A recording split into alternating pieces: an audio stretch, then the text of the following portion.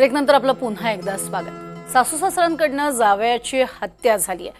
गडहिंग्लज कोल्हापूरमध्ये हा सगळा प्रकार घडलाय। धावत्या बसमध्येच ही हत्या करण्यात आली आहे। दोरीनं गळा ओळून त्याला ठार करण्यात आले। कोल्हापूर बस स्थानकावरती मृतदेह ठेवून दिला आणि त्यांनी तिथून पळ काढला। सीसीटीव्ही फुटेजवरून पोलिसांनी तपास केला आणि त्यानंतर हा सगळा प्रकार समोर आला। मुलीला दारू पिऊन त्रास देत असल्यानं ही हत्या केली अशी दोघांनीही कबुली दिली आहे। गडहिंग्लज कोल्हापूरच्या धावत्या बसमध्येच त्यांनी आपल्या जावयाचा काटा काढलाय आणि त्याचा मृतदेह त्यानंतर ठेवून पळही काढला। अधिक माहिती घेऊयात। विशाल पुजारी आमचे प्रतिनिधी आपल्या सोबत आहेत। विशाल, काय अधिक माहिती?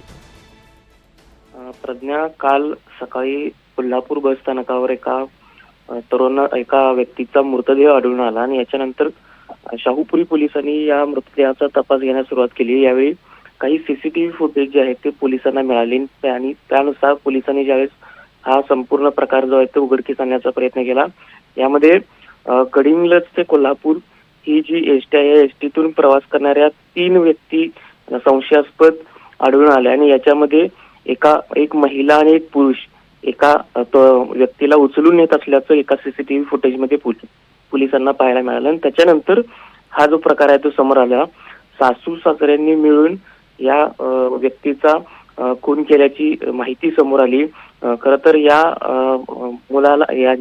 मुलीला हा जो जावई होता तो गेल्या काही दिवसांपासून दारू पिऊन त्रास देत होता।